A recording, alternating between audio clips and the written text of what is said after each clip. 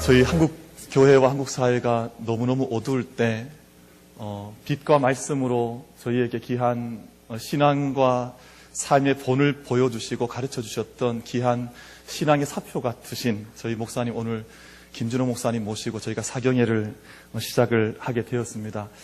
오늘 아침 일찍 동두천에서 출발을 하시는데 제가 전화를 드려봤더니 그쪽에 눈이 많이 온다 그러셔서 걱정을 많이 했습니다. 그런데 눈 많이 와도 아무런 어려움 없이 잘 도착하셨고, 또 이제 숙소에 들리셨다가 오시는데 눈이 이렇게 분위기 운치 있게 얼마나 잘 내리는지 오시면서 너무 흡족해 하셨어요. 그래서 너무 감사드리고, 오늘 대구 지역에 오는 이 첫눈과 같이 하나님의 은혜의 담비가 이 말씀 사경회를 통해서 이 재단 가운데, 여러분 심령 가운데 넘치는 귀한 밤이 되시기를 바랍니다. 저희 목사님 짧게 소개드리고 말씀 듣도록 하겠습니다. 2년 전에 40년 목회 정식 은퇴를 잘 마무리하시고 지금은 현역 때보다 더 왕성하게 사역하시고 계십니다. 동두천이라고 하는 지역에 들어가셔서 동두천 둘의 수도원 운동을 시작하시고, 그곳에 언덕 위의 교회, 동두천 둘의 교회 또 섬기시면서 지금은 인터넷 중독으로 인해서 힘들어하는 청소년들을 섬기시기 위해서 숲속 창의력 학교 시작하시고 계십니다. 우리 목사님 나오실 때 우리 뜨거운 박수로 우리 목사님 같이 맞이하도록 하겠습니다.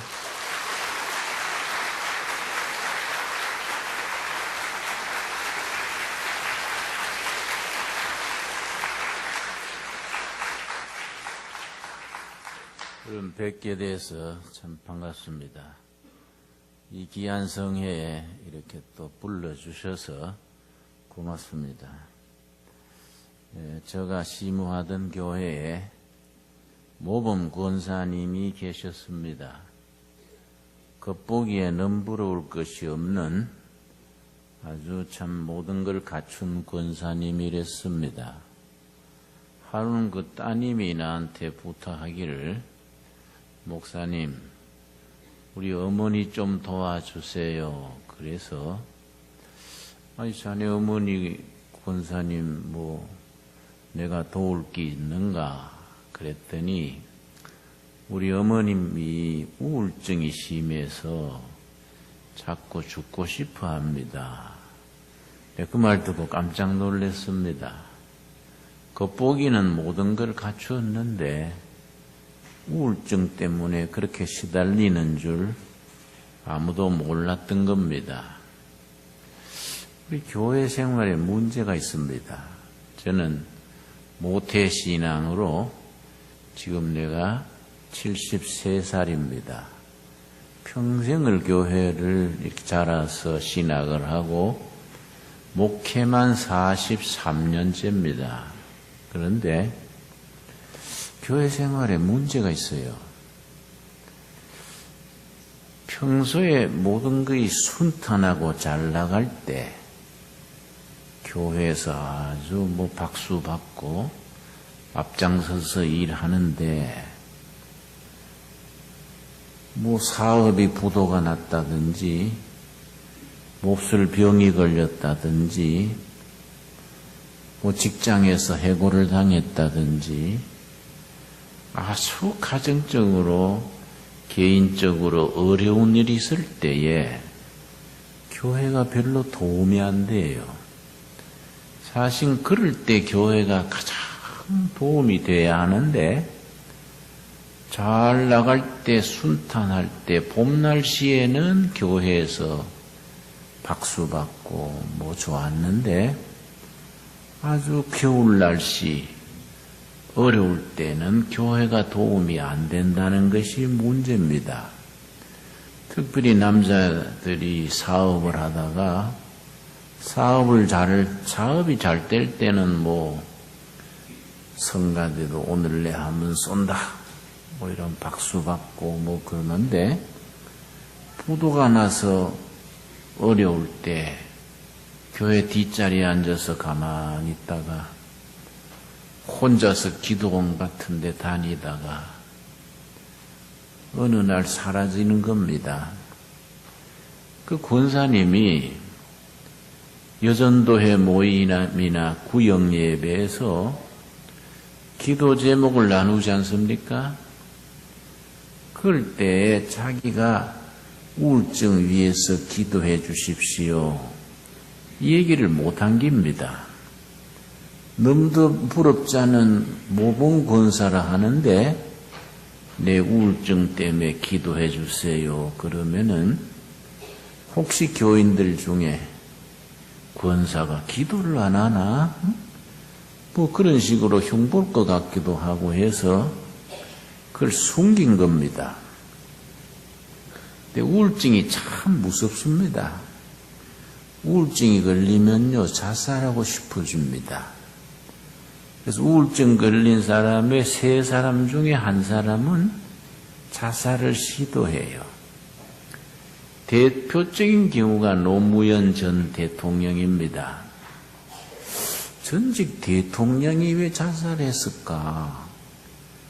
모두 고개를 갸우뚱했는데 알고 보니 대통령 끝날 때쯤부터 우울증을 앓았어요.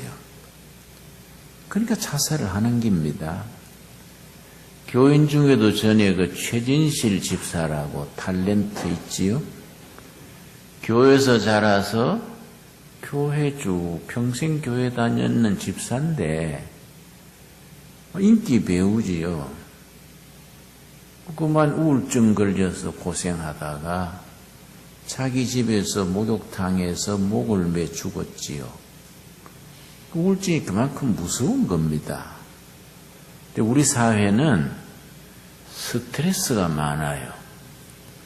그러고 사회가 불안정하니까 우울증이 유별나게 많은 사회입니다.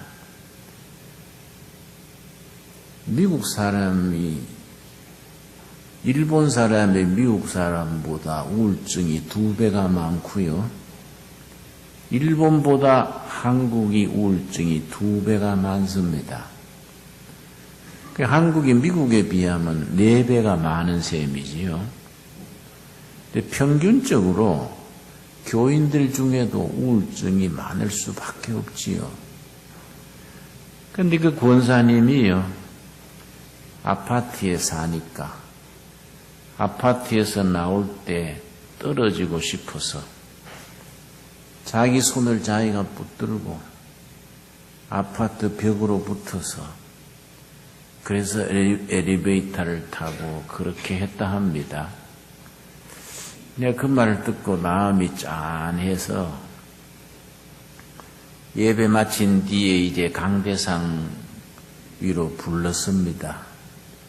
강대상 뒤에 앉아서 기도하면 앞에서 안 보이니까요.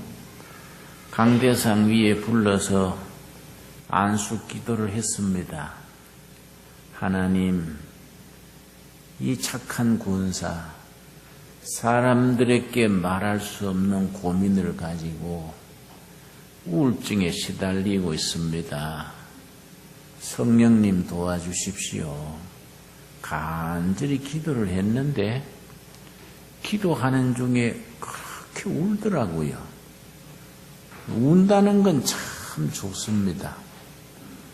은혜 받는 길이 우는 데서부터 시작됩니다. 그래서 누가복음에 그런 말씀이 있습니다. 우는 자는 복이 있나니 저희가 위로를 받을 것이며, 그 말씀 아시지요?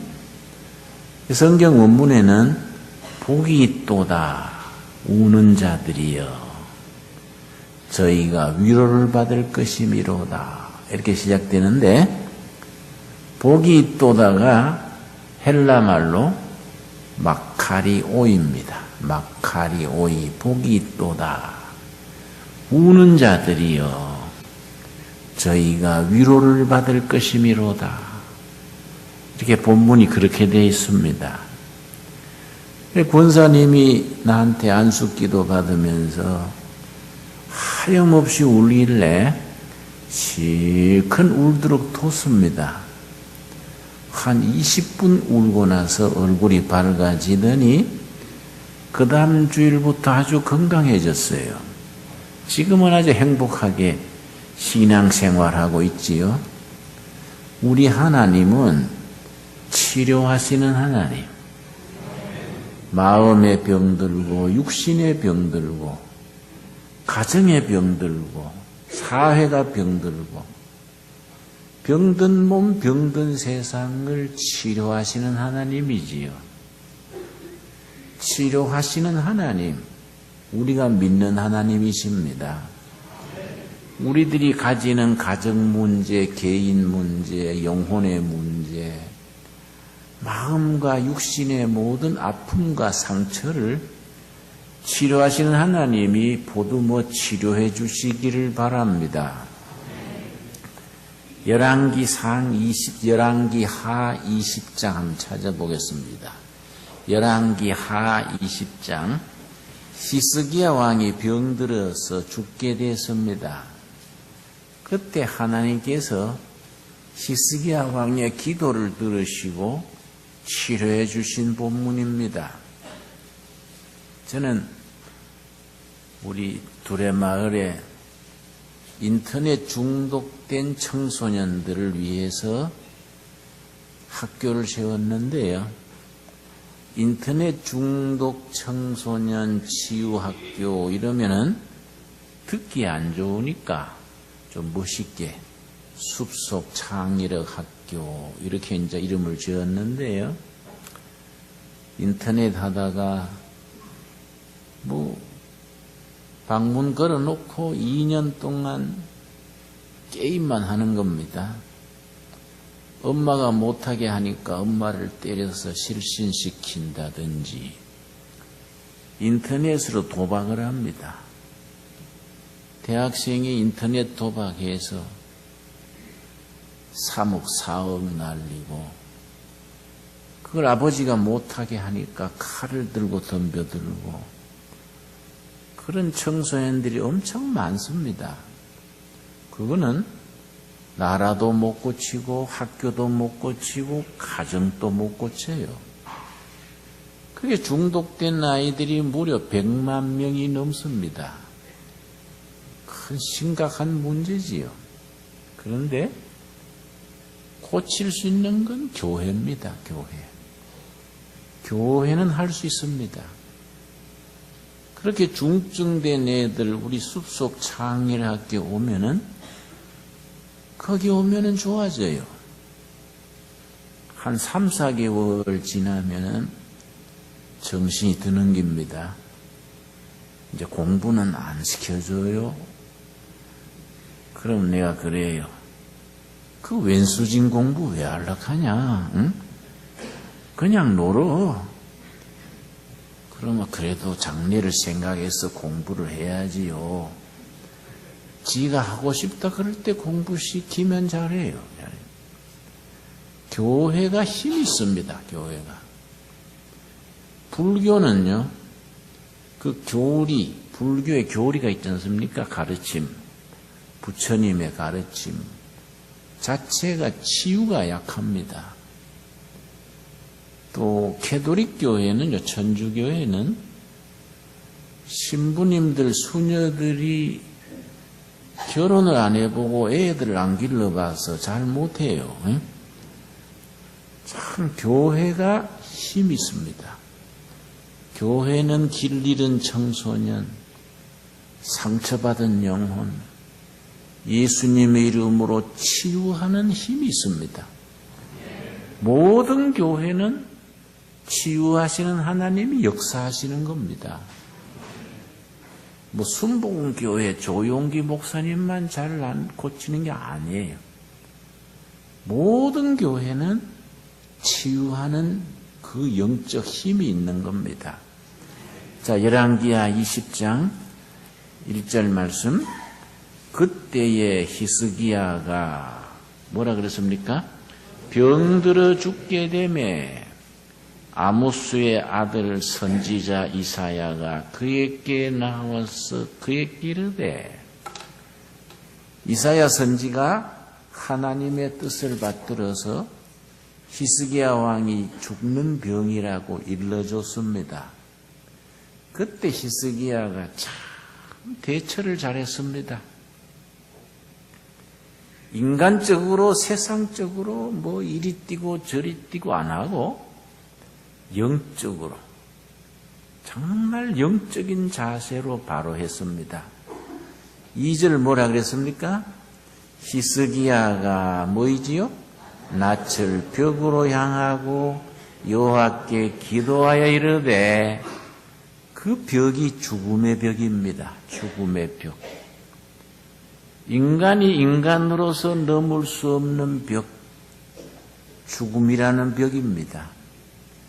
히스기야가 낯을 벽으로 향하고 하나님 앞에 기도했습니다. 이게 정말 영적인 태도지요.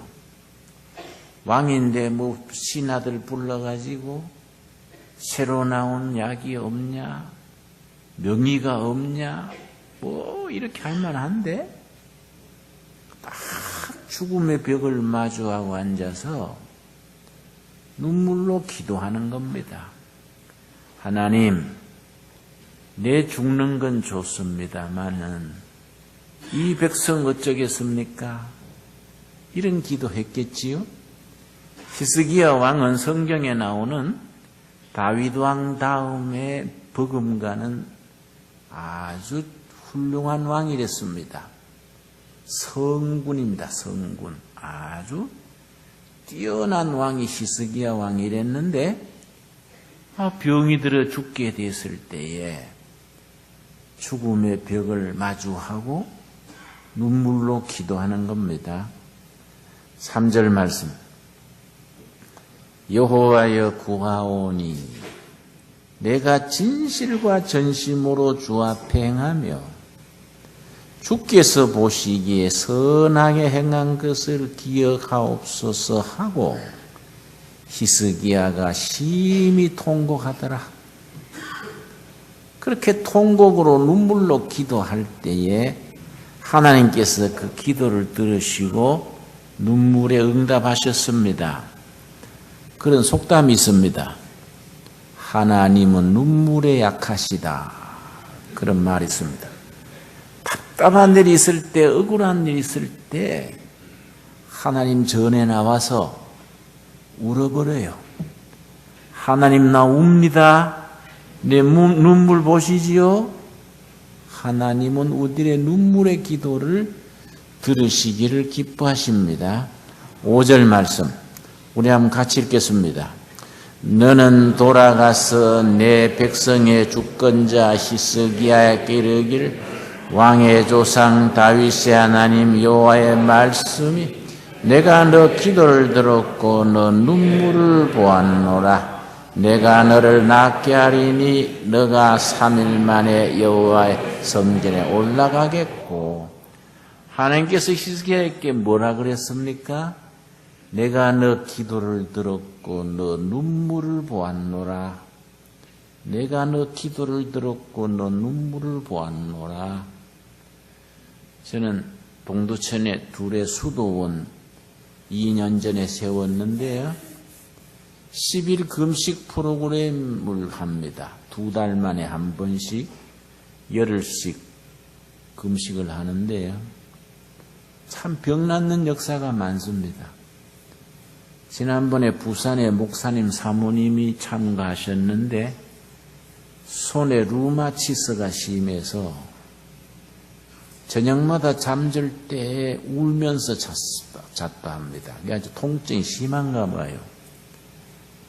자기 손가락 붙들고 울면서 자곤 했는데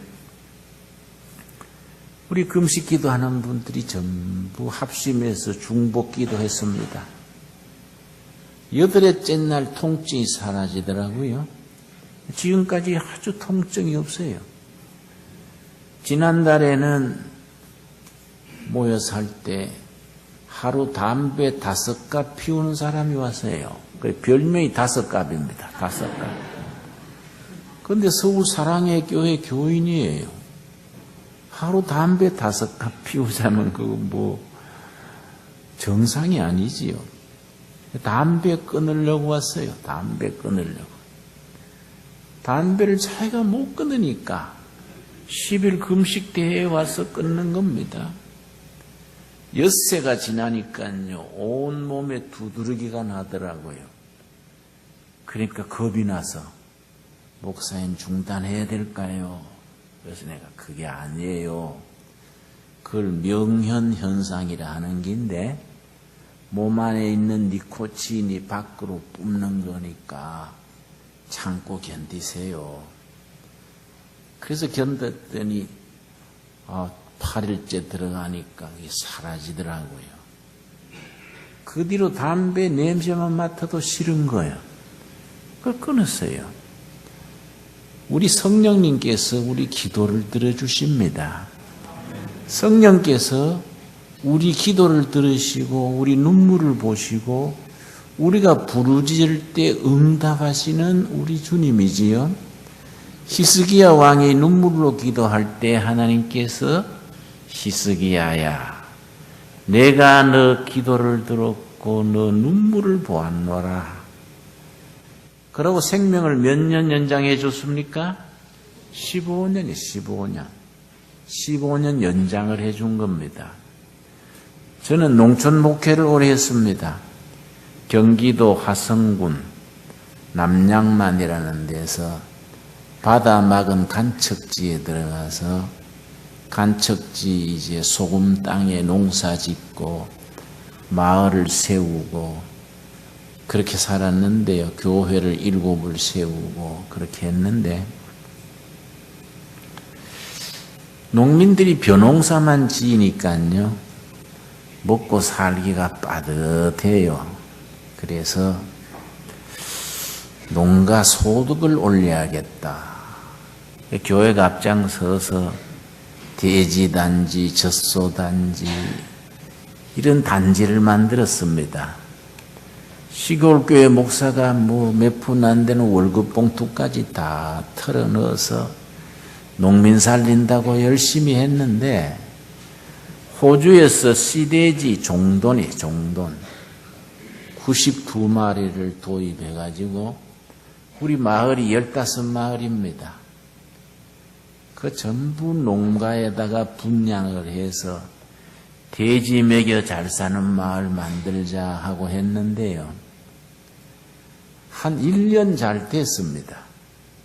한 1년 지나니까 돼지고기 파동이 오는데요. 돼지고기 한 근에 700원은 돼야 사료비가 나오는데 200원에도 안 팔려요. 주기적으로 불경기가 옵니다. 그러니까 주민들이 교회를 원망을 하는 겁니다. 김진홍 목사는 설교나 잘하지 돼지 그래가지고 목사 말 듣다가 망했다 이러고요. 내가 마을에 나가니까 동네 아줌마들이 내 듣는데 대놓고 그래요. 김진홍 목사는 생기기도 돼지같이 생겨가지고 돼지 타령하는 통에 우리 집안 망했다 이래요. 내가 듣기에 민망해서 그건 너무해요. 내가 잘생기지는 못한 줄 알지만은 돼지한테 비교하세요. 그랬더니 목사님 너무 섭섭해하지 마시라요. 우리가 화가 나서 그러는 거지 목사님이 실제는 돼지보다는 쫓겨이 나십니다. 이러더라고요. 돼지가 새끼를 놓는데요. 15마리, 12마리, 많이 놓을 때는 18마리. 새끼 많이 낳습니다. 새끼를 낳는데 팔리지는 않지요. 어떡합니까? 사료비는 비싸지요. 아줌마들이 대책이 없으니까요. 니아가에 대새끼를 싣고 서해안 바닷가에 갯벌에 갔다가 버렸습니다. 갯벌에 대새끼가 한 200마리 버려졌습니다. 내가 보니까 불쌍하더라고요. 저 새끼가 다리도 짧은데 수영은 못할 끼고 밀물이 밀려올 때 다 물에 빠져 죽겠구나. 참 불쌍하더라고요. 근데 막상 밀물이 밀려오니까요. 한 마리도 안 빠져죽고 전부 헤엄쳐 나왔어요. 응? 그것도 신기합디다. 그 돼지가 다리가 짧아서 다 죽을 것 같은데 다 헤엄쳐 나와가지고 몸에 뻘치를 해서 온 동네 한 200마리 꿀꿀꿀하고 다니니까 동네가 수라장이에요. 아줌마들이 열받으니까요. 이거 김진홍 목사 갖다 주자. 그러고 니아가에 싣고 교회로 가져왔어요. 교회로 가져와서 김진홍 목사님 불러서 나는 뭐 좋은 일인가 해서 예 하고 나갔더니 아줌마들이 입이 쑥 나가 니아가에 내새끼 싣고 와서 교회 마당에 확 깔아놓고시는 목사님 돼지 좋아하시지요? 한 끼 한 마리씩 드시라요. 그러고 가버렸어요. 아, 예배 보는데 내새끼 띠 들어오고 돼지들이 배고프니까 주방에 뛰어 들어오고 내가 어머니를 모시고 있었는데요. 우리 어머니께서 역정 내시기를 야야 니는 목회를 왜 이래야 하냐? 응? 네가 사람 목사라 돼지 목사라 성전의 성도들의 기도 소리가 들려야지 대새끼 소리만 요란해가 이게 뭔 목회를 이래야 하냐? 내가 얼마나 답답한지 어머니 내 속을 누가 알까요? 나 때문에 돼지가 안 되는 것도 아닌데 잘 될 때는 아무 소리 안 하더만 안 되니까 나만 원망하고 참 답답합니다. 할 수 없이요. 교회 청년들하고 바닷가에 구덩이 파서 대새끼를 전부 몰아넣었어요. 그때 얼마나 혼이 났는지 내가 그랬습니다. 내가 나중 죽을 때 유언을 뭐 할 끼냐? 우리 집안은 절대 돼지 옆에 가지 말지니라. 내가 그러고 순거들란다 그랬습니다. 여러분 교회가요. 좋은 일 한다고 다 박수 받는 게 아닙니다. 좋은 일 하다가 욕먹는 때가 부지기수입니다. 개인도 그렇습니다. 여러분 교회 일 열심히 하면서 칭찬 들을 줄 알면은 그 잘 모르는 얘기입니다. 교회라는 데는요 특별한 데입니다. 그 알고 일해야 됩니다. 교회에서는요 뭐 회장 총무 시켜놓고 일하라고 맡겨놓고서는 나중에는요 지붕에 올려놓고 사다리 치워버리는 데가 교회입니다. 에이 잘난 척하고 올라가더니 어떻게 하는가 보자. 속으로 꽃이다. 이러는 데가 교회입니다. 그걸 알고 신앙생활 해야지 뭐 그때 가서 뭐 섭섭하니 어쩌니 그거는 교회를 잘 모르는 소리입니다. 여러분 미리 알고 해야 돼요. 교회 일은 하나님 보고 해야지 사람 보고 하다가는 절단납니다. 여러분 그때요 호주에서 돼지를 가져올 때 고기소 비프 캐틀 그럽니다. 560마리를 배에 싣고 와가지고 농가에 분양을 했습니다. 우리나라는요 소값이 국제 시세에 비해서 터무니없이 비쌉니다. 한국에서 소 한 마리 사는 값으로 호주 뉴질랜드에서 4마리 사다가 농가에 도착하는 교통비까지 다 나오더라고요. 그래서 다 농가에 분양을 해줬더니 농민들이 좋을 거 아닙니까? 한 마리 값에 4마리 샀으니까. 농민들이요 교회에 전부 모여가지고 김진홍 목사를 다음에 국회의원으로 보냅시다. 이런 박수를 치고 그때 내가 절제했어야 되는데 그 절제를 못했어요. 농민들이 와가지고 또 나를 부추기는 겁니다. 목사님 이왕 내친 김에 젖소 한 배만 더 해주세요. 젖소가 수익이 높거든요. 고기소보다는. 목사님 젖소가 농가 소득에는 제일 나으니까 젖소 한 배만 더 들여와 주세요. 자꾸 그러는데요. 내가 새벽 기도할 때 가만히 기도해 보면은 성령님이 기뻐하지 않는 것 같아요. 목사가 만날 돼지 속하고 뛰어다니면 어때겠습니까?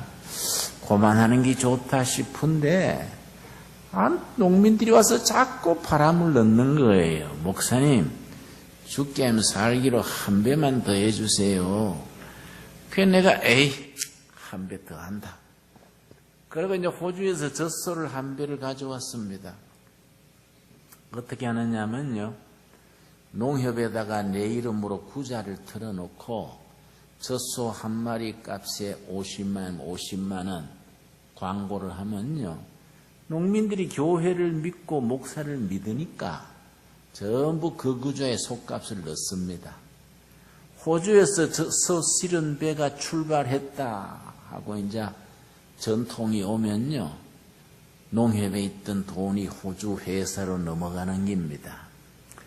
그 호주에서 젖소 실은 배가 출발했다는 통보가 왔는데 은행에 돈은 넘어갔지요. 오다가 사고가 났습니다. 호가 사고가 나가서 소도 못 주고 돈도 못 주게 된 겁니다. 그래서 내가 호주 회사에 전화를 해서 보험이 어떻게 됐습니까? 그랬더니 미스터 킴, 계약서의 보험란을 읽어보세요. 그래서 무슨 말인가 해서 보니까요, 내가 경험이 없어가지고 보험을 안 들여놓고 그냥 했어요. 다 잘 될 줄만 알고 그냥 무보험으로 한 겁니다. 그래서 사고가 났으니 속값도 못 내주고 소도 못 주고 농민들이 가만히 있겠습니까? 460명이 빚쟁이가 됐어요. 꼭 예배 볼 때 찾아옵니다. 예배 시간에 뒤에 쭉 서가지고 예배 시간에 계속 담배를 피우면서요, 내가 설교를 하면 그래요.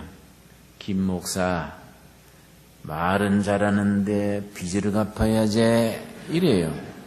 내가 기도합시다 그러면요, 전당에 전부 취소, 송금하라 그러시오. 기도 시간에 그래요. 예배 끝나고 나면요, 빚쟁이들이 욱 나와가지고 헌금 잡아요. 오늘 수금 얼마 들어온기요? 얼마 갚을기요? 이러니까 이 교회가 엉망이지요. 여러분, 빚 져봤습니까? 빚진 죄인이라고요. 빚지고 나면요, 인격도 없고 인권도 없습니다.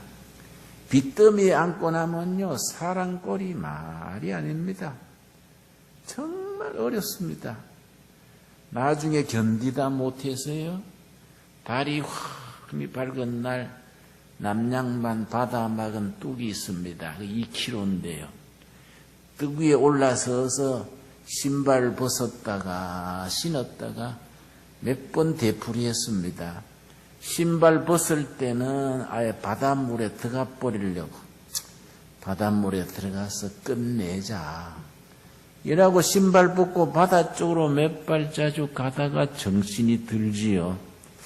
내가 농민 돕는다고 하다가 실패했기로서니 자살해가지고는 하나님 앞에 설 수가 없지, 그 생각이 들어서 돌아서는 겁니다. 돌아서서 신발 신고 내려오려면은 또 날만 새면 빚쟁이들이 까마귀 떼처럼 올 걸 생각하니까 또 자신이 없어요. 내가 이걸 평생 어떻게 되풀이하겠냐. 또 신발 벗는 겁니다. 그래 몇 번 그래 하다가요, 마지막으로 생각하기를, 내가 이거 큰 시험 들었구나. 죽어도 기도하다가 죽어야지 물에 빠져 죽으면 되겠냐. 내가 기도실로 들어갔습니다. 집사님 2분 불러가지고, 집사님들, 내가 도저히 지금 어려움을 헤쳐나올 길이 없으니 기도실에서 내가 음식은 말할 것도 없고 물도 마시지 말고 내가 기도하랍니다.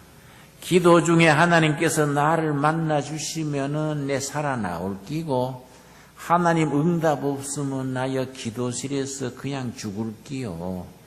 내 발로 나오기 전에 절대 날 찾지 마세요. 그러고 내가 기도실로 들어갔습니다. 문을 안으로 닫아 걸고요, 낮에 햇빛이 들어오니까 담요를 가지고 창에다가 다 막아버리고 깜깜하게 해놓고서는 내가 벽 앞에 앉아서 울었습니다. 하나님, 내가 30살에 빈민촌에 들어가서 가난한 사람들에게 예수님을 전한다고 내가 열심히 했습니다. 10년 세월에 내가 잘한 건 없다 쳐도 열심히 한 거 주님이 아십니다.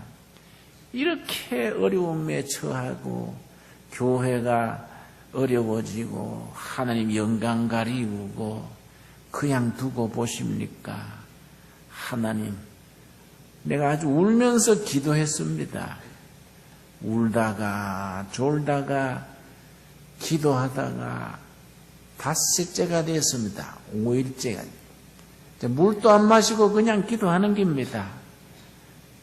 닷새째 되는 날 우리 집사님이 문을 두드리면서 목사님, 그래서 왜 그러세요? 그랬더니 서울에서 어떤 자매님이 목사님한테 할 말이 있다고 찾아왔구만요.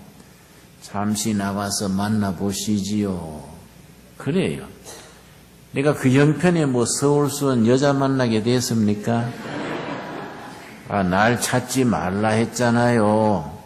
그냥 돌려보내세요. 그랬더니 목사님, 먼 길에 이래 왔는데 한번 나와 주시지요. 그래서 아니에요.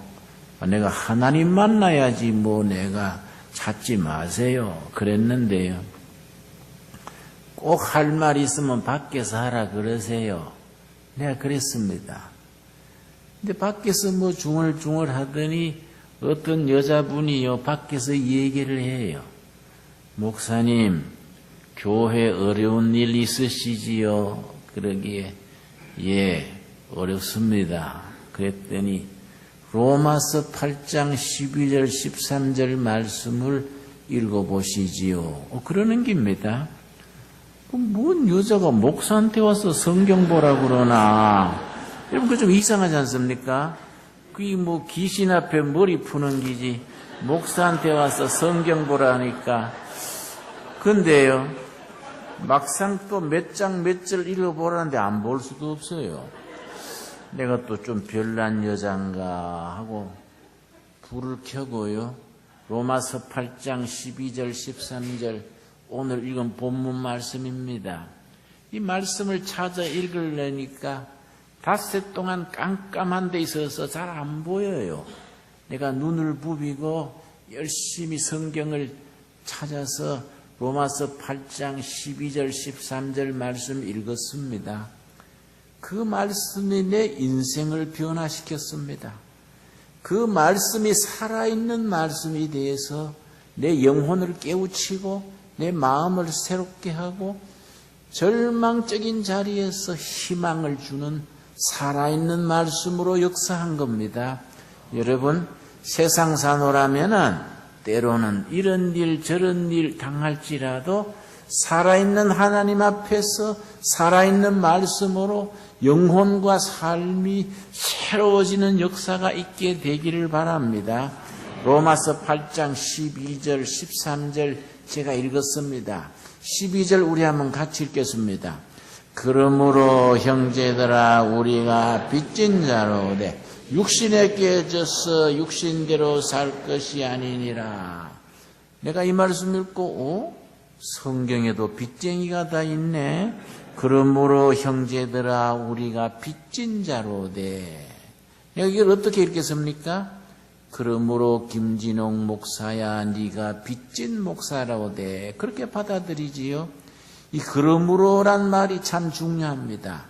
어떤 성경학자가 기독교 신앙은 그러므로의 신앙이다. 그렇게 표현했습니다. 그러므로가 영어로 therefore인데요. therefore의 신앙이다. 무슨 말이냐면은 그러므로 앞에 복음의 엑기스, 복음의 콘텐츠가 나오는 겁니다. 이 땅에 오신 하나님 그리스도께서 우리 위에 고난당하시고 죽으시고 묻히시고 부활하셨으므로 그러므로 부활신앙으로 세상을 승리하자. 이렇게 복음의 구조가 그렇습니다. 그러므로 앞에 복음의 사실, 하나님이 인간을 구원하시고자 하시는 구원의 사건이 나오고 그러므로 우리는 이렇게 살아야 한다. 이게 복음의 구조입니다. 불교는 그러므로가 안 됩니다.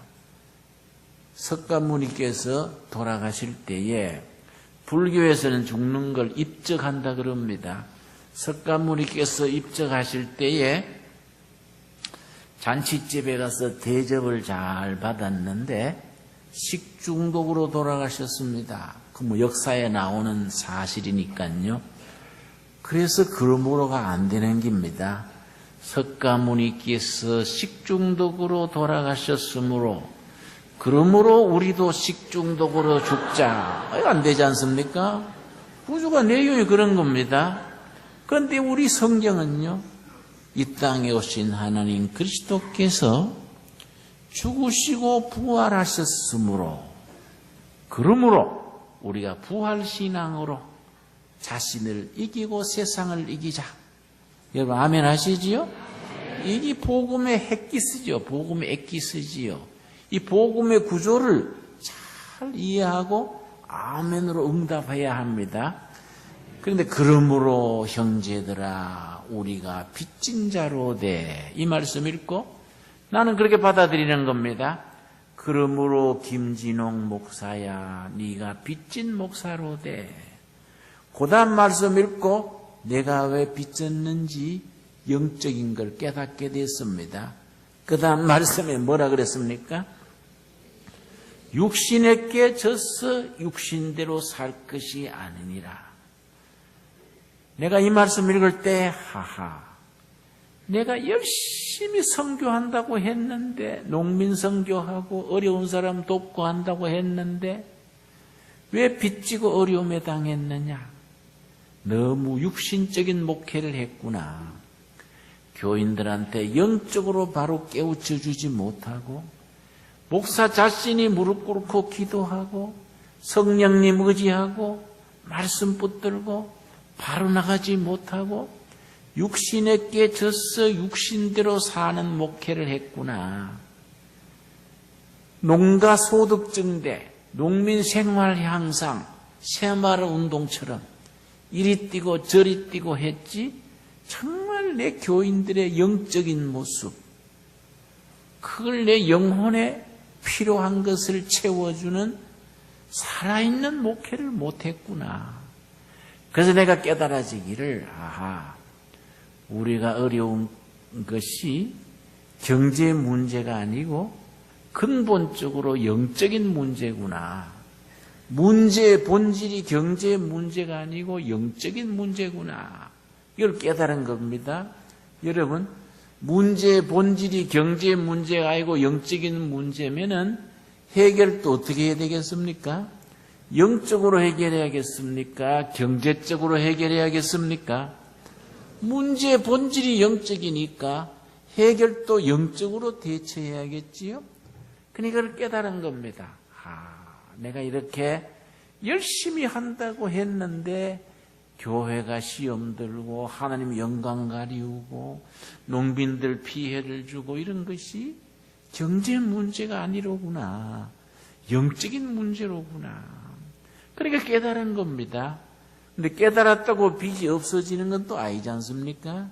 그 다음 13절 말씀 읽을 때에 성령께서 내 빚 갚는 방법을 깨우쳐 주신 겁니다.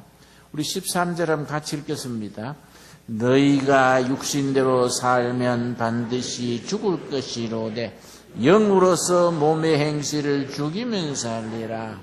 김진홍 목사야, 네가 세상적으로, 경제적으로, 물질적으로, 육신적으로 목회해봐라. 네는 죽을 것이다. 성령님 의지하지 않고 기도해서 응답 안 받고 말씀 붙들고 나가지 않고 농민들 수입 올려준다고 그렇게 뛰는 게 아니다. 네가 육신에 깨져서 육신대로 살면 경제적으로 물질적으로 그렇게 해봐라. 너는 실패한다. 그 다음에 어떻게 해야 된다 그랬습니까? 그 다음 말씀이 내 큰 쇠망치처럼 내 가슴을 쳤습니다. 영으로서 몸의 행실을 죽여라. 영적으로 해라. 영적으로. 네가 성령님 의지하고 무릎 꿇고 기도해서 응답받고 말씀 붙들고 교인들 한 영혼 한 영혼 한 가정 한 가정 살아있는 하나님의 은혜 말씀으로 깨우치고 기도하고 그렇게 해봐라. 넌 살아난다. 이 깨달은 겁니다. 내 마음에 성령님의 평강이 왔습니다. 이렇게 어려움을 당하고 시험 당하는 것이 내가 목회를 할 때의 교회를 영적으로 하지 않고 세상적으로 인간적으로 물질적으로 잘 살면 되는 것처럼 해서 성령님이 기뻐하지 아니하셨구나. 영적으로 다시 시작해야지. 성령님 의지하고 가자 합심해서 기도하고 온 교인이 주님 모시고 하나님 영광, 교회 영광 위해서 열심히 하면은 하나님께서 길을 열어주신다는 응답을 받은 겁니다. 마음이 편안해졌습니다. 여러분, 기도 응답 받으면은요, 마음에 먼저 평강이 옵니다. 마음이 든든하고 기쁨과 감사가 임합니다. 얼마나 감사한지 내가 감사 기도를 드렸습니다. 하나님, 저에게 이걸 깨우치게 하시느라고 이런 어려운 자리를 경험하게 하신 줄 믿습니다. 지가 영적으로 다시 시작하겠습니다. 내가 감사 기도 드리고요. 그 다음 주일날 내가 교인들 앞에서 회개했습니다. 여러분, 지가 농민 살린다고 취지는 좋았는데 너무 소단지, 대지단지, 소득증대, 농민 생활 향상 그것만 붙들고 이리 뛰고 저리 뛰고 하느라고 기도도 안 하고 말씀 묵상도 안 하고 성령님 의지하지 않고 이리 뛰어다니다가 성령님이 기뻐하지 않았습니다. 지난 주일 내가 금식하는 중에 닷새째 되는 날 로마서 8장 12절 13절 말씀 속에서 내가 영적으로 깨달았습니다. 여러분, 우리가 영적으로 예수님을 모시고 다시 시작합시다. 합심해서 기도하고 금식하고 철야하고 말씀 의지하고 성령님 의지하고 다시 시작하면은 하나님께서 우리 길을 열어주시고 붙들어 주시고 인도해 주실 줄로 믿습니다. 내가 그랬더니요, 교인들이 울면서요, 목사님 너무 억울해요. 목사님이 쓴 돈도 아닌데 농민들이 너무해요. 목사님 그렇게 어려움 당하시고 그래서 억울한 거 아니에요. 하나님이 우리를 깨닫게 하시는 겁니다. 억울할 거 없습니다. 우리가 말씀처럼 네가 육신대로 살면 반드시 실패할 것이로되 영으로서 다시 시작하시면은 하나님께서 길 열어주실 줄 믿습니다. 그러고 그날 아멘 하고요, 천부여 의지없어서 찬송했지요. 그걸 막 수십 번 불렀습니다. 울면서 불렀습니다. 강대상 위에 있는 나도 울고 교인들도 울고 천부여 의지없어 손들고 나옵니다. 주님, 우리 박대하지 않을 줄 믿습니다. 그러고 그냥 은혜 받고 울면서 부르고 또 불렀는데요, 그렇게 은혜가 되었습니다. 천부여 의지 없어서 손들고 옵니다. 주 나를 박대하시면 나 어디 가리까. 내 죄를 씻기 위하여 피 흘려주시니 고백게 하는 마음으로 주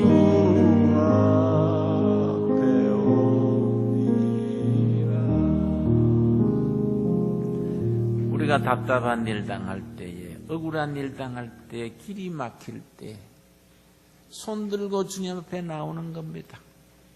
손 들고 회개하고 나올 때에 우리 주님이 우리를 환영해 주시는 겁니다. 우리 피아노 치지 말고 손 들고 한번 같이 한번 부르겠습니다. 전부여 의지 없어서 손 들고 옵니다. 주 나를 받게 하시면 나 어디 가리까. 아멘. 죄를 씻기 위하여 피 흘러주시니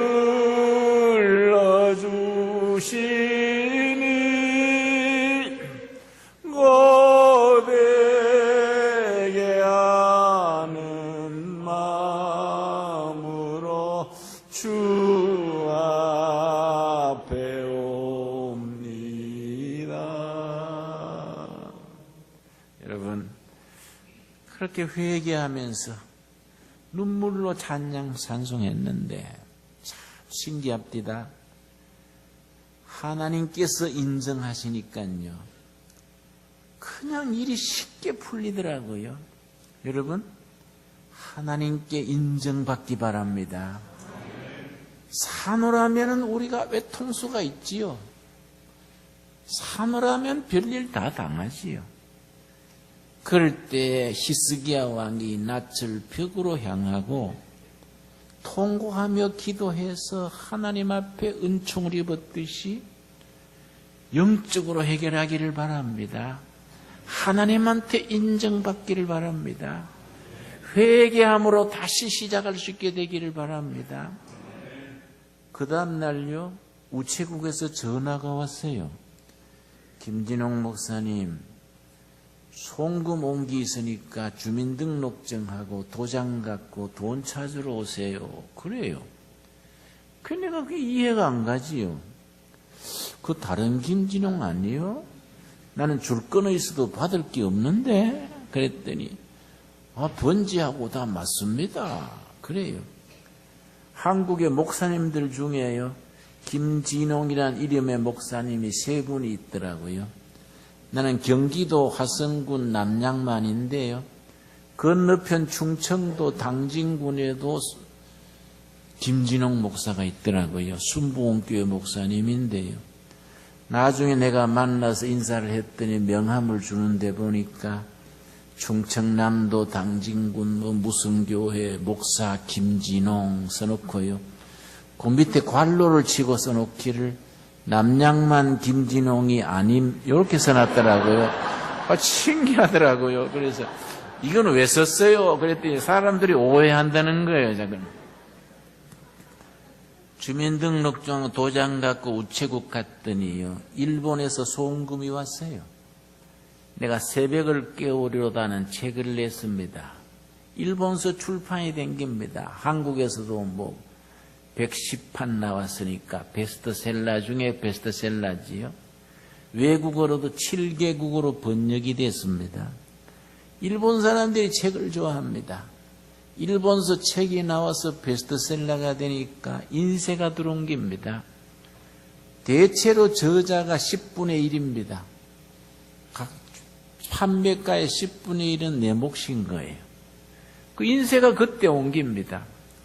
내가 돈 봉투를 받아들고 입을 맞추고요, 이게 웬 떡이냐, 세상에 이런 일이 있을 수 있냐. 돈 봉투를 안고 감사합니다. 그래서 급한 사람 돈 갚고요, 또 쪼일만 하면 우측에서 전화가 와요. 그래서 그 돈을 내가 찾아다니면서 다 갚았습니다. 찾아다니면서. 내가 잊어버리고 있는 분 돈 갖다 주니까요, 아이고 김진홍 목사 망했다는 말 듣고 포기했는데 찾아와서 주니까 고맙구만요. 역시 교회가 다르네요. 나도 이제 예배당 나갈랍니다. 그 다음부터 마을교회에 나가서 벌써 장로된 분이 있어요. 결국 하나님께 영광 돌린 겁니다. 여러분, 하나님께 인정받는 우리 모두가 되기를 바랍니다. 하나님의 인정받는 길의 시작은 회개지요, 회개. 지금까지 잘못 살았던 거, 잘못 생각했던 거, 잘못된 인간관계 다 돌이켜 회개하고 주님 앞에서 말씀 의지하고 성령님 의지하고 정말 엎드려서 새로 시작하는 거 아니겠습니까?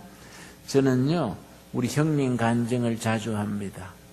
난 일본서 태어났습니다. 1941년 일본서 났는데요. 해방되던 해 가을에 기국선 타고 우리가 귀국했습니다. 그때 나는 5살이지요. 형님은 9살, 누님은 7살, 동생은 2살이랬습니다. 삼남 일녀 그렇게 이제 우리 어머니 아버지 일본서 돌아가시고 사남매 데리고 한국으로 왔는데요. 나는 5살이니까 일본 초등학교를 안 다녔지요. 형님은 9살이니까 일본 초등학교 다닌 겁니다. 근데요, 일본 아이들이요, 이지매가 심합니다. 이지매란 말 아십니까? 우리말로 왕따지요. 조센징 바까야로 바보다 하고 쥐어받고, 조신징 기다나이 그러고 머리 쥐어받고 더럽다는 거지요. 이 이지매를 너무 받아가지고 형님이 상처를 받았습니다. 이 성경에서는 그걸 쓴뿌리가 쓴뿌리, 마음의 쓴뿌리. 심리학에서는 트라우마, 마음의 상처입니다. 트라우마. 이게 자라면서 극복이 되고 성화가 돼야 되는데 이게 뿌리를 내리고 잘못되면요, 마음의 병이 되기가 쉽습니다. 제가요, 우리가 한국에 와가지고 이제 시골 고향 가서 새로 시작했는데 고향 갔더니 또 고향 친구들이 형님 말씨가 또 일본식으로 하니까 또 애놈하고 또 왕따하지요. 형님이 병이 깊어졌습니다. 클 때는 몰랐는데요. 군에 갔다 오더니 병이 나타나더라고요. 밥을 차려주면요, 밥그릇을 들고 냄새를 맡아요. 그래 냄새를 맡으면서 형님 왜 그래요? 밥을 들고 왜 냄새를 맡아요? 그랬더니 밥에 독약 냄새 나는데, 그래서 내가 밥에 왜 어머니 차려주신 밥에 왜 독약 있어요? 그랬더니 네가 먼저 먹어봐. 그 내가 먹어보니까 괜찮지요. 먹어요. 그럼 자기가 먹어요. 이상하다 생각했는데요. 하루는 밤 2시나 지났는데 밤중에 형님이 나를 깨우더라고요. 동생 일어나. 일어났더니요, 형님이 부엌칼을 들고 있어요. 부엌칼을 나한테 주면서 우리 어머니 보고요, 마귀여 마귀, 찔러. 맏아들이요, 군에 갔다가 병이 얻어서 동생 시켜서 어머니를 마귀라고 찌르라 그러는 겁니다.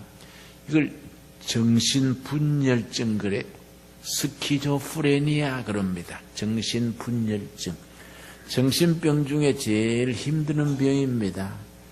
여러분, 한 가정에 정신병자가 한 명이 생기면요, 다른 가족들도 절반은 병자가 됩니다. 정말로 힘듭니다. 대낮에요, 형님이요, 희죽희죽 웃어요. 희죽희죽 웃습니다. 이상하게 웃습니다. 그러고 뭘 막 써요. 뭘 썼는가 보면은, 나는 왕이다. 동생 진홍이는 내무부 장관, 뭐 둘째는 뭔 장관, 이런 걸 막 써요. 그거 참 감당하기 힘듭니다. 동생들이 견디다 못해서 아르바이트를 해서 정신과에 돈 모아서 정신과에 입원시킵니다. 좀 지나면 좋아지는데요, 의사 선생님은 병원에 한 4-5개월 두라는데 돈이 떨어져요. 돈 떨어지면 퇴원하는 겁니다. 퇴원해서 처음에 괜찮다가 한 2-3달 지나면 재발해요. 또 견디다 못해서 다시 또 입원시킵니다.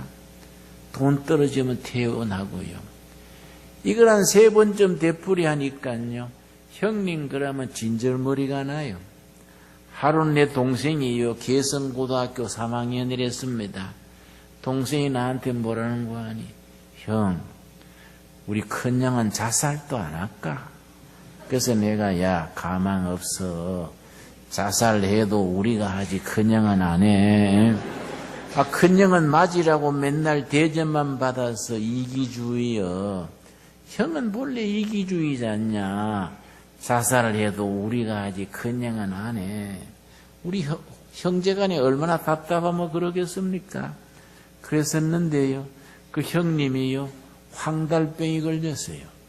몸이 붓고 눈이 노라진 황달병이 있지요. 대구 동산병원에 입원을 시켰는데 입원한 지 얼마 뒤에 의사 선생님이 우리 형 이름이 김철호입니다. 김철호 환자 보호자 만납시다. 그래서 내가 의사 선생님 찾아갔더니요. 김철호 환자는 너무 늦게 입원을 해서 치료되는 시기를 놓쳤습니다. 일주일 내로 운명할 깁니다. 병원에 있어봐야 할 일도 없고 비용만 나가니 퇴원해서 장례 준비하시지요. 그러더라고요. 그때는 다 집에서 장례할 때입니다. 그래서 형님 집에 모시다 놓고 누나, 동생, 나 3남매가 딴방에 모여서 우리가 담합대회를 했습니다. 우리 형, 우리 오빠 그렇게 착하고 좋은 사람이 군에 가서 정신병 얻었어. 동생들한테 10년간 미움받다가 결국 황달로 죽는구나. 형님은 안 됐지만 우리 집안은 불행 중 다행이다. 일주일 내로 형님 장례 끝내고 어머니 모시고 새 출발하자. 우리 집안에 이제 희망이 생긴 겁니다. 일주일만 지나면 된다. 그래서 이제 우리 3남매가요. 누님은 장례식 하는 날 음식 준비, 동생은 집안 청소, 나는 묘지 알아보기로 하고 이렇게 이제 분담해서 나오는데 어머니가 여행할 준비해서 나오셔요. 그래 어머니 어디 가시는데요? 그랬더니 내 고향 좀 다녀올게. 대구에서 200리 떨어진 경북 청송이에요. 그래 고향 다녀올게. 고향 가시더니요. 이틀 만에 오셨는데 이거만은 보통 일을 이고 오셨어요. 우리 어머니 뭡니까? 그러니까 너 형 약이다. 그래서 받아서 끌러보니 어머니 고향 가시가지고 약초 캐왔어요. 보니까 쑥이 제일 많아요. 쑥 중에 인진쑥 있죠. 개똥쑥, 인진쑥 이런 거. 익모초 이런 거. 시골 출신들은 약초를 대충 알지요. 그걸 잔뜩 해왔습니다. 이걸 솥에다가 물을 붓고 이틀을 부를 때니까요. 새카만 물이 나오더라고요. 그걸 식혀서 형님이 딱 3사발 마셨는데요. 깨끗하게 나서버린 거 있지요. 그 신기합니다. 그거 마시고요. 화장실에 왔다 갔다 하더니 몸이 부은 기 싹 빠지고요. 노랗던 눈도 새카마지고 말짱하게 나선깁니다. 형님이 그래 났으니까요. 우리 동생들이 얼마나 낙심을 했는가. 아이고 큰일 났네. 저거 정신병은 놔두고 황달만 고치면 어떡하나. 겨우 황달로 끝나게 됐는데 저거 어떡하나. 내가 너무 낙심해가지고 어머니한테 원망했습니다. 어머니 너무 하십니다. 황달로 겨우 끝나게 됐는데 정신병은 놔두고 황달만 고치면은 정신병 뒷바라지는 어떻게 합니까? 어머니 큰아들 하나 살리려다가 동생 셋 다 병자 만듭니다. 어머니 우리 동생들 더 못 견디요. 우리 셋 다 집 나갈 테니까 어머니 우리 형님하고 둘 사세요. 그러고 제가 이제 어머니한테 원망을 했더니 어머니가 한숨을 쉬시면서 그래 네 말하는 건 내가 알겠다마는 니도 나중 자식 나 길러봐라. 이 애미 마음 알기다. 그러고 한숨을 쉬었습니다. 뭐 어떡합니까? 그때부터 우리 3남매가요. 마음을 바꿨어요. 우리 형님, 우리 오빠 자꾸 피하려 그러지 말고, 짐 떠넘기려 그러지 말고, 우리 어머니 위해서라도 우리가 정성을 다하자. 그 일주일씩 당번을 썼습니다. 내 당번일 때는 형님 데리고 목욕탕도 가고 손톱도 깎아주고 찬송도 같이 부르고 일주일 내가 이제 지내고 그 다음 주는 동생, 그 다음 주는 누나. 그렇게 4개월을 정성을 하고요. 하루 한 번씩 예배 드리고 그렇게 했는데 딱 4개월째 되는 날요. 우리 형님이요. 아침에 일어나서 면도다 하고 양복을 입고서는 동생들 오늘 우리 가정 예배 보자. 내가 인도할게. 이러는 거예요. 우리가 놀래가지고 쳐다보고 제정신에 그러는가 병심에 그러는가. 예, 형님 예배 인도한다고요? 그랬더니 그래. 내가 예수님이 나한테 말씀하셔서 내가 너를 병에서 노임받게 하노라. 예수님의 음성을 들었다는 겁니다. 그걸 영음 그래요. 영음. 그걸 영음이라 그럽니다. 우리 형님이 영음을 들었다는 겁니다. 내가 너를 병에서 노임받게 하노라. 그러고서는요, 이 정신질환자들은 눈빛이 다릅니다. 눈빛이 벌써 편안하게 달라요. 그래 우리가 어안이 벙벙해서 어떻게 되는가 보는데 형님이 찬송가 인도하고 성경 찾아가지고 예수님의 음성 들은 얘기하고 은혜 받은 얘기하고 동생들 정성을 예수님이 보시고 나를 고쳐주셔서 동생들 고마워. 그러고 눈물을 훔치면서요 우리한테 고맙다 그러는 거예요. 그리고 주기도문으로 예배 마친 뒤에 형님이 뭐라는 거 하니 동생들 나 때문에 가정경제가 어렵지 나도 내일부터 직장 알아볼게. 동생들 내가 가정경제에 나도 도와야지 이러는 거예요. 내가 깜짝 놀라가지고 형님은요 직장 나가면요 스트레스 받아가지고 또 재발해요. 형님은 집에 가만 계셔도요 제정신으로만 있었어요. 제정신으로만. 그 희죽희죽 웃지 말고요 엉뚱한 소리 하지 말고요. 형님이 제정신으로만 있으면요 우리 집안은 천국이에요. 형님만 건강하면 우리 집안은 아무 문제가 없습니다. 그래서 우리 집안이 정말로 얼마나 행복해졌는지요. 온 집안이 웃음이 깃들고 얼마나 감격했는지요. 참 행복해졌습니다. 형님이 그래가지고 몇 년 살다가 죽었으면 참 좋았을 텐데 간경화증 있죠. 간이 굳어지는 거. 간경화증 때문에요. 이게 병원에 가서 피검사를 하면은 간 수치가 나옵니다. GBT 있어요. 의사 선생님이 피검사해 보더니요 고개를 흔들어요. 가망 없대요. 이런 수치로 살아있는 것이 비정상입니다. 그래서 어떻게 하면 됩니까? 그랬더니 얼마 못 갈 깁니다. 집에서 그저 환자 하자는 대로 해주세요. 그러더라고요. 집에 와서 그저 날마다 예배 드리고 형님 먹고 싶다는 거 사다 드리고 그랬는데요. 어느 날 아침에 세수하다가 세수대에 피를 토하더라고요. 피를 확 mar고 한 대야를 토하고서는요. 앉은 채로 숨을 거두는데요. 내가 말씀드리려는 것은 숨 거두기 10분 전입니다. 10분 전. 얼굴이 천사같이 바뀌더라고요. 기쁨 충만, 은혜 충만이요. 온 얼굴에 감사와 기쁨이 넘쳐서 싹 웃으면서 동생들 나 오늘 예수님 날아간다. 동생들 고마워. 내가 땅에서는 동생들 신세를 못 갚아도 예수님 날아가서 예수님께 동생들 뒤봐달라고 내가 부탁할게. 그러고 만면의 기쁨 충만해서 웃는데요. 그 얼굴을 쳐다보는 순간요. 내가 너무 감동했어요.